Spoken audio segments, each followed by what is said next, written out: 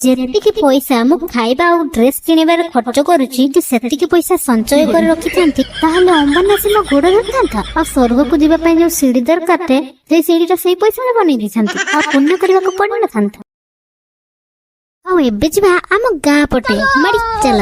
ଆପଣ ମାନେ ଭାବୁଥିବେ ଆମ ଗାଁକୁ ଯାଉଛି କଣ ପାଇଁ, ଭିଡିଓରେ ଦେଖିଲେ ସିନା ଆପଣ ମାନେ ଜାଣିପାରିବେ। କିନ୍ତୁ ନଈ ମାଛ ଦେଶୀ ପିଓର ଦେଶୀ ମାଛ। ଆଉ ତାପରେ ମୁଁ ମୋର ମାଛ ନେଇ ଘରକୁ ପଳେଇ ଆସିଥିଲି। ତାପରେ ମୋ ଜେଜେମା ତାକୁ ଧୋଇବା ପାଇଁ ଲାଗିଗଲା। ଆଉ ଇଏ ଦେଖନ୍ତୁ କୁମ୍ଭୀର ମାଛ, ଆପଣ ମାନେ ସଂସାରରେ ଏମିତି ମାଛ ଦେଖିନଥିବେ। ଆଉ ତାପରେ ମୋ ବାପା ଭାଜିବା ପାଇଁ ଲାଗିଗଲେ। ଆଉ ଏ ପାଗଳକୁ ଦେଖ ଯେମିତି ଆର ସ୍ତ୍ରୀ ଛାଡି ପଳେଇ ଭାରି ଦୁଃଖରେ ଅଛି। କୁକୁରର ବାଗ ଦେଖୁ ଇଆଡେ ବିଲେଇ ପଳେଇଲାନି ମାଛ। ଭଲ କି ପାନେ ଖାଇଯିବି। ଆଉ କହିଥିଲେ 2-4 ଘଣ୍ଟା ଖାଇସାରିଲା ପରେ ଅବସ୍ଥା ଏମିତି। ଚଲନ୍ତୁ ଖାଇନବା ନହେଲେ ପେଟରେ ମଶା ଗୁଡା ଗୋଡିବେ। ସ୍ପେଶାଲ ଦଳା ଆଉ ପଖାଳ, ଓଡିଆ ଭାଷା ଆମର ବଢିଆ।